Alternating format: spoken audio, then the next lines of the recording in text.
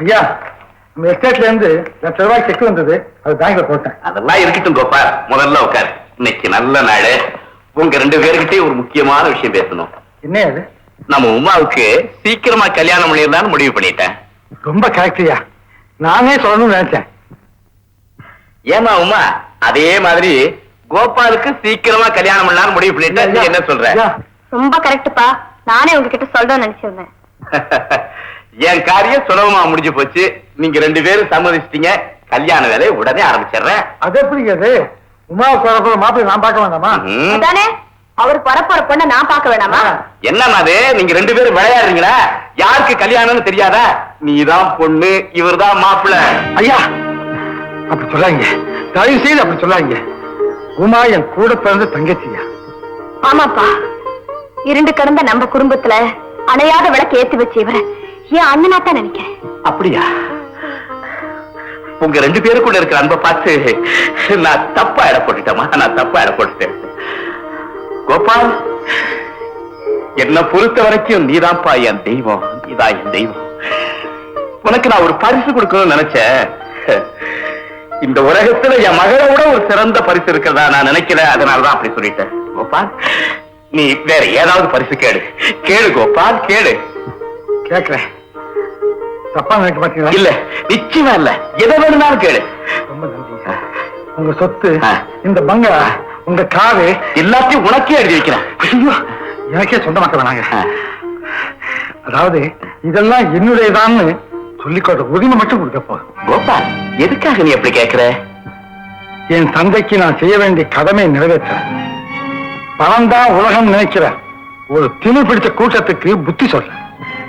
நீ சொல்றது எங்களுக்கு புரியலையப்பா. உங்களுக்கு புரியும்படியா பின்னால் சொல்றேன். நான் முதல்ல கேட்டேன். கோபால், இன்னையிலிருந்து இந்த வீட்டுக்கு நீதான் முதலாளி, லட்சாதிபதி. ஆமா, நான் தான் லட்சாதிபதி. மற்றவங்க பார்வைக்கு மட்டும். யாராவது ஊராளாவது விட்டுருங்கயா, 4 பேர் சேர்ந்து தூக்கிட்டு போற என்னமாமா இருக்கியா? ஏன் என்ன தூக்கிட்டு வரீங்க? ஒன்னத்தையா அங்க மலை தூக்கிட்டு இருக்காதியா? இவ்வளவு பெரிய மாளிகைக்கு எனக்கு சம்பந்தம் இருக்க முடியுமா? என் முஞ்ச பார்த்தா தெரியல.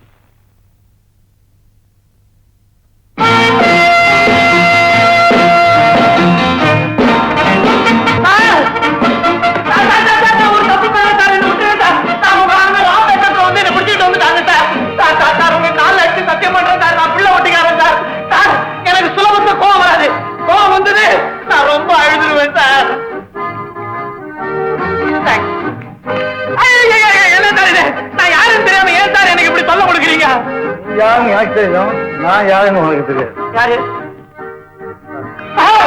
கோபாலா, பேப்பர் போட்டுக்கிட்டு இருந்த கோபாலா இப்படி ஆயிட்டா, இப்படி ஆயிட்டீங்க. ஐயோ, இப்படின்னு தெரிஞ்சிருந்தா நானும் பேப்பர் போட்டு இருந்திருப்பேன். ஐயோ.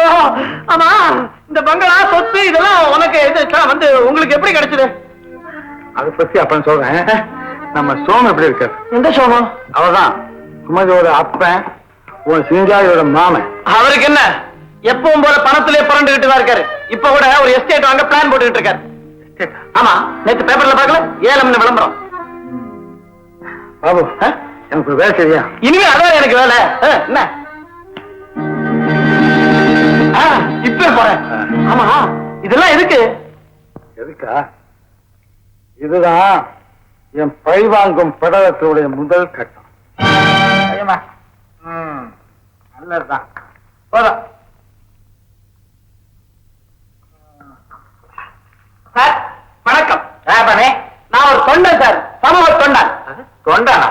ஆமா மாமா, அநியாயம் நடக்கிற பல இடங்கள்ல இவரை நான் பார்த்திருக்கேன். சமூக தொண்டன்னா சேரிக்கு போ சேவை செய்யறதுக்கு. இங்கேயே வந்தேன், நாங்க சாப்பிடுற இடத்துக்கு. முதல்ல நல்லா சாப்பிட்டு உடம்ப தேர்த்திக்கிட்டு அப்புறம் சமூக தொண்டு செய்யலாம்னு பாக்குறேன். அதுக்கு நான் தானே கிடைச்சேன். அது இல்ல சார், நல்ல காரியமா தான் வந்திருக்கேன். சார், உங்க முகத்தை பார்த்தாலே தங்கமானவர்னு தெரியுது. உங்க மக முகத்தை பார்த்தாலே வைரமானவங்களா தெரியுது. நகை கடையை தேடுறியா? தங்கம் வைரம்னு பேசிக்கிட்டு இருக்கிறியா? கடையா? தங்கத்திலேயே மாளிகை கட்டி அதுல நீங்க குடியிருக்க போறீங்க சார். கோடி கோடியா சம்பாதிக்க போறீங்க சார். நானா? எப்படி? அதுதான் ரகசியம். நீங்க ஒரு நிலத்தை ஏலம் எடுக்க போறீங்களே, அந்த நிலத்துல மண் இல்ல சார். நிலத்துல எப்படிப்பா மண் இருக்கும்? இவர் தலையில எல்லாம் இருக்கு சார். அந்த நிலத்துக்கு அடியில மைக்கா இருக்குது சார். ஆழம் பாலமா இருக்குது. தோண்டி எடுத்து வித்தா உலக மார்க்கெட்டே உங்க கையில தான் சார். நிஜமாவா? ஆமா, இந்த ரகசியம் உனக்கு எப்படி தெரியும்? ஆளுல ஒரு கோடீஸ்வரர் அந்த நிலத்தை ஏலம் எடுக்கிறதுக்காக ஸ்பெஷல் விமானத்துல வந்து இறங்கிட்டான். அவன் வேலைக்காரங்கிட்ட சிநேகிதம் பண்ணி அதை நான் தெரிஞ்சுக்கிட்டேன். முன்ன பின்ன தெரியாத ஒரு கோடிக்கணக்கில் லாபம் சம்பாதிக்கிறது எப்படி சார் என் மனசாட்சி அனுமதிக்கும்? நான் தொண்டராச்சே, அதனாலதான் உங்ககிட்ட ஓடியாந்துட்டேன். அப்பா, அந்த நிலத்தை விடவே கூடாதுப்பா. ஆமா, 10 லட்சம் போனாலும் விட்டுறாதீங்க சார். 10 லட்சமா? பின்ன சார், ஒரு அடி தோண்டினா 1 கோடி, 2 அடி தோண்டினா 2 கோடி. நீங்க பாட்டு குழியை தோண்டிக்கிட்டே போக வேண்டியது தானே சார். அடிக்கு 1 கோடி. சரின்னு சொல்லுங்கப்பா. அடிக்கு 1 கோடிப்பா. மாமா, அடிக்கு 1 கோடி. அடிக்கு 1 கோடி. சரிம்மா, என்ன ஆனாலும் பார்த்துடுறேன். சவால் சார். அவன் பல லட்சங்களோட வரான். ஏலத்துல எவ்வளவு ஏறினாலும் விட்டுறாதீங்க. நாளைக்கே ஏலம். லேடிஸ் அண்ட் ஜென்டில்மேன், இதோ இந்த படத்துல இருக்கிற 10 ஏக்கர் நிலத்தை நீங்க எல்லாரும் நேர்ல பார்த்திருக்கிறீங்க. ரொம்ப செழிப்பான நிலம், பொண்ணு விளையிற பூமி. இந்த நிலத்தை நாங்க ஏலத்துல விட போறோம். எங்க தரப்புல இதனுடைய மதிப்பு 50,000 ரூபாய். வேணுங்கிறவங்க அவங்க விருப்பப்படி கேட்கலாம். 51,000, 52,000, கேளுங்கப்பா. 52,001. சும்மா இருங்கப்பா. 53,000. 1 லட்சம்.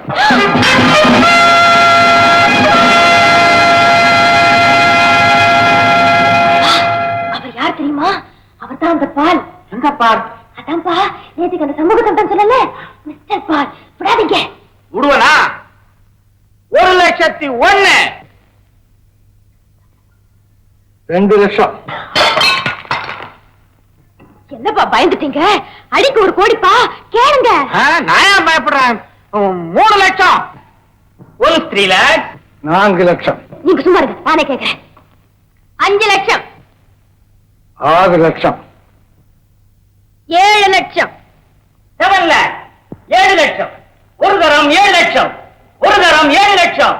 8 லட்சம். 8 லட்சம். 8 lakhs. 9 லட்சம். 9 lakhs. ஒரு தரம் 9 lakhs. 10 லட்சம். 11 லட்சம்.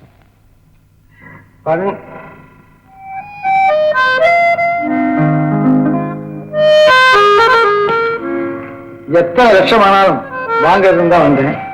ஆனா உங்களுக்கு அவத்தால விட்டுட்டு போறேன். ஏன் தெரியுமா? You are so beautiful.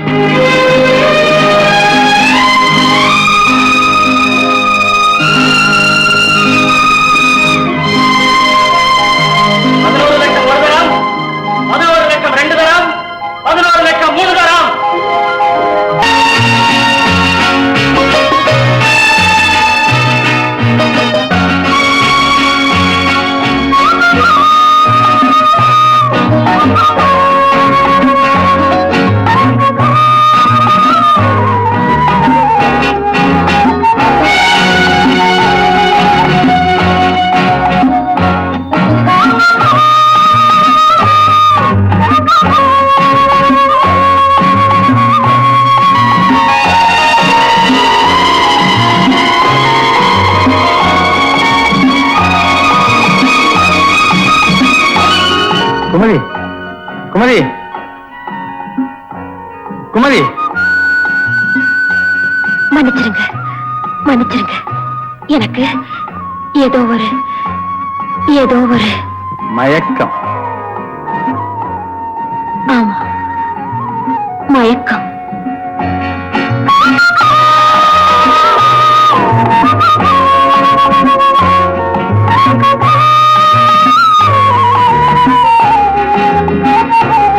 அனுமதி இல்லாம உங்க உருவத்தை ஏன் எழுதுன்னு கேக்குறீங்களா? சந்திரன் எழுதுற ஓவியம் சந்திரன் அனுமதியா கேட்கலாம். அது போல அழகு எங்க இருந்தாலும் அது எழுதுறதுக்கு ஓவியனுக்கு உரிமை உண்டு.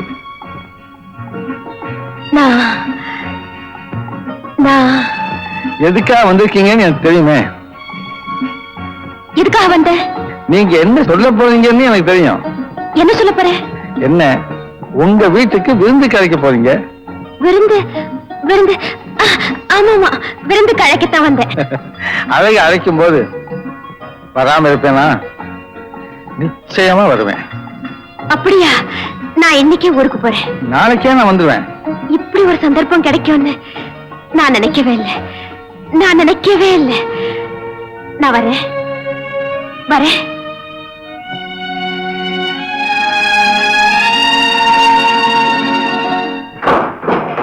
எங்க யாராவது வராம நான் ஒருத்தி கூட விடாம நம்ம கார் அமைச்சுன்னு கூட்டிட்டு வர சொன்னேன். அப்படியே புது விருந்தாளி உங்க வீட்டுக்கு வர்றாங்க.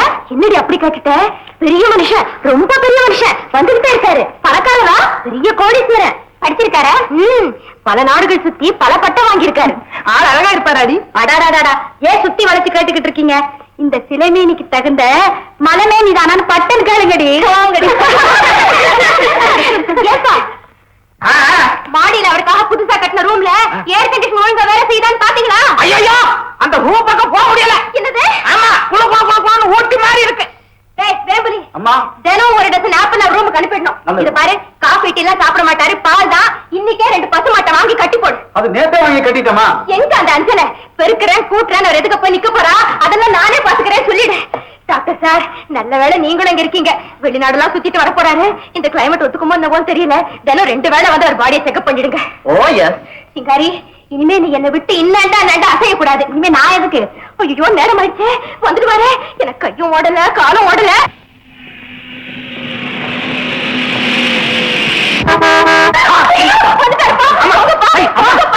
நான் போறேன். நீ கையில மாலை எப்படி தெரியாது?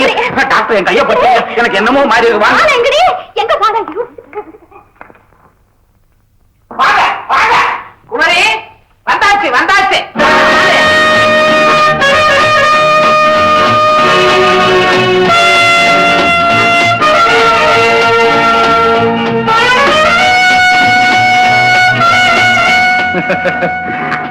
ஓகே, வரவேற்பெல்லாம் ரொம்ப பிரமாதமா இருக்க. அம்மா, நான் சொல்றத குமரிக்கு என்ன தனி அன்பு.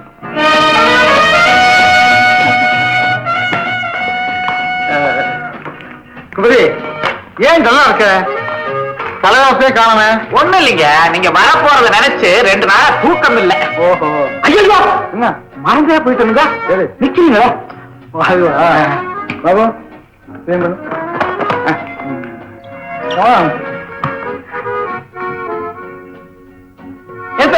உங்களுக்கு ஒரே ஒரு பொண்ணு தான் சொன்னீங்க, அங்க இத்தனை பேர் நிக்கிறாங்களே. இதெல்லாம் நம்ம குழந்தையோட சிநேகிதிங்க. குழந்தையா? பொண்ணா? எல்லாம் காலேஜ் அத்தனையும். நம்ம பொண்ணு எப்பவும் 10 பேரோட கலகலப்பாவே இருக்கும். அதுல பாருங்க, எனக்கு ஆண் வாரிசு இல்ல, அதனால என் பொண்ண ஆம்பளை மாதிரியே வளர்த்துட்டேன். ஆமா, இந்த குழந்தை யாரு? ரொம்ப சின்ன குழந்தையா இருக்க. இது நமக்கு சொந்தம் தான், வீட்டோட இருக்கு. ஏண்டி குமரி, வரப்போறாரு என்னமோ குதிச்சுக்கிட்டு இருந்த, இப்ப மக்கு மாதிரி நிக்கிறியே, பேச. எனக்கு ஒண்ணும் இல்ல, அவர் களைப்பா இருப்பாருன்னு நினைச்சுதான். ஆமாமா, ஐயா 1/2 மணிக்கு ஒரு தரம் 2 மணி நேரம் ரெஸ்ட் எடுத்துவேன். அப்படியா? அப்படின்னா அவர் ரெஸ்ட் எடுத்துக்கிட்டுமே.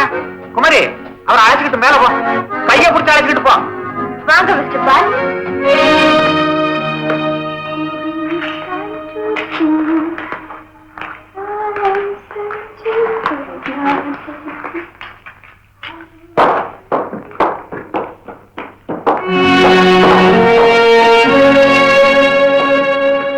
இவர்தான் பாத்தீங்கல்ல, போங்க போங்க, 10 பேரை அனுப்பிச்சு வைங்க. போ.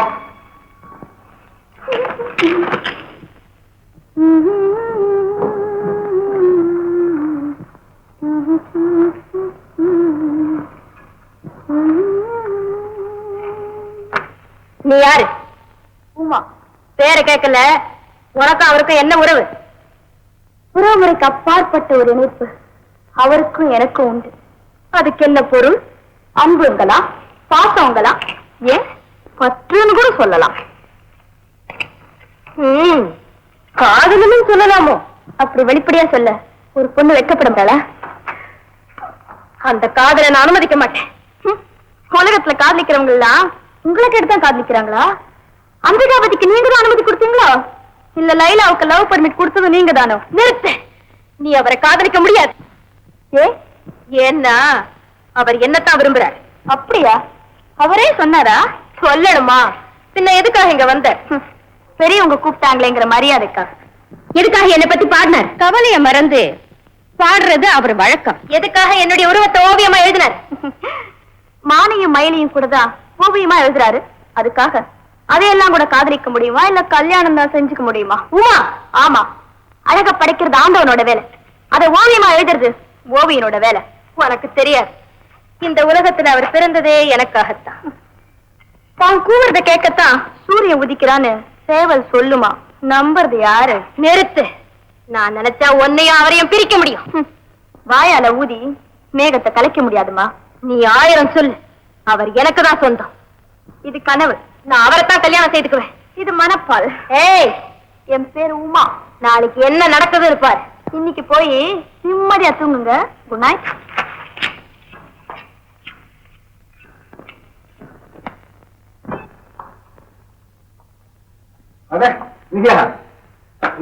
என்ன சமாச்சாரம்? உங்களுக்கு இசையில ரொம்ப பிரியம்னு உங்க செக்ரட்டரி சொன்னாரு. அதனால நீ பாட போறியா? இல்ல நான் பாட போறது இல்ல, பயப்படாதீங்க. குமரித்தான் பாட போறா. குமரியா இங்க வந்திருக்காரா? நேர்ல பாட வெக்கமா இருக்காதா, அதனால இந்த டேப் ரெக்கார்டர்ல பாடி இருக்கா. நீங்க கேளுங்க. வச்சுட்டு போ. சார் சார், ஏன் வெளியே விஷயத்தை சொல்ல? நீங்க தனியா கேளுங்க. கேட்கிறேன். தனியா கேட்கணுமா?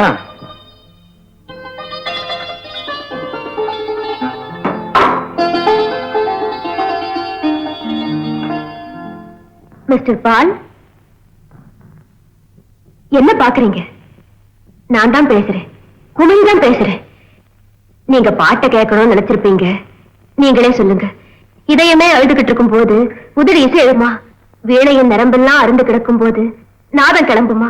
புரியுதா மிஸ்டர் பால்? ஐயோ, நான் என்ன செய்வேன்? பல முறை உங்ககிட்ட நேர்ல சொல்லணும்னு முயற்சி செய்தேன். ஆனா வெக்கம் ஒரு பக்கம், தகுதிக்கு மீறின ஆசையோங்கிற அச்சம் ஒரு பக்கம். அதனாலதான் இந்த குறுக்கு வழியை கண்டுபிடிச்சேன். சொல்லிடுறேன், இப்ப சொல்லிடுறேன். முதல்ல டேப் ரெக்கார்டரை கொஞ்சம் அந்த பக்கம் தள்ளி வைங்க. ஏன்னா நான் சொல்ல போறத கேட்டதும் கோபத்தினால இதை உடைச்சு நொறுக்கிடுவீங்களோன்னு எனக்கு பயமா இருக்கு. உங்களை கண்டா என் உடம்பெல்லாம் கூனி குறுகுது. நீங்க எனக்கு மட்டும்தான் சொந்தங்கிற ஏதோ ஒரு உணர்ச்சி, ஒரு சுயநலம், ஒரு பேராசை என்ன ஆட்டி படைக்குது. உங்களை யார் அன்பா பார்த்தாலும் ஒரு அருவருப்பு, உங்ககிட்ட யார் பேசினாலும் ஒரு ஆத்திரம். ஏன் இது? ஏன் இதுக்கு என்ன பொருள்? கொஞ்சம் யோசனை பண்ணுங்க. நான் யோசனை பண்ணி தான் பாக்குறேன். புரியலையே. புரியலையா? நீங்க ஒரு அப்பாவே மிஸ்டர் பால். இதுதான் காதல், இதுதான் காதல்.